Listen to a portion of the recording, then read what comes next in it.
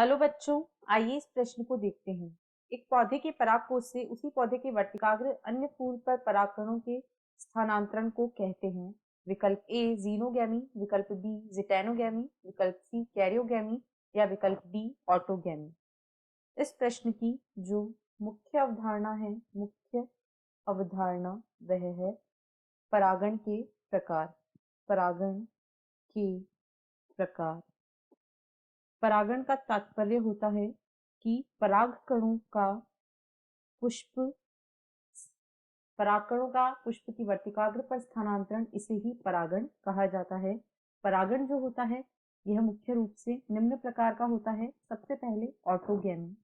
Autogamy में क्या होता है कि एक ही पुष्प के परागकण उसी पुष्प की वर्तिकाग्र पर गिरते हैं, तो इसे ऑटोगैमी कहा जाता है। अब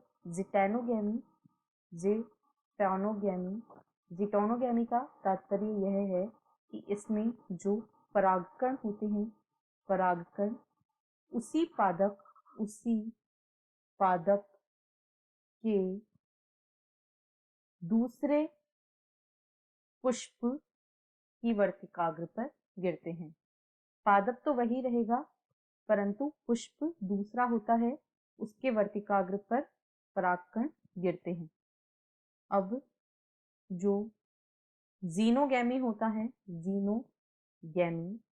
इसमें दो भिन्न पादपों के मध्य परागण होता है। जो परागकण होते हैं वे दूसरे पादप के पुष्प की वर्तिकाग्र पर गिरते हैं।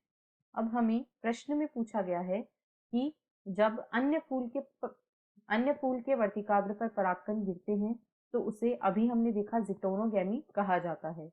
जीनोगैमी व ऑटोगैमी दो अलग प्रकार के परागण हैं तथा कैरियोगैमी परागण से संबंधित है ही नहीं। इसका तात्पर्य तो केंद्रकों का संलयन होना होता है, यानी ए, सी व डी गलत है तथा बी इस प्रश्न का सही उत्तर है। आशा है आपको प्रश्न समझ आया होगा। धन्यवाद।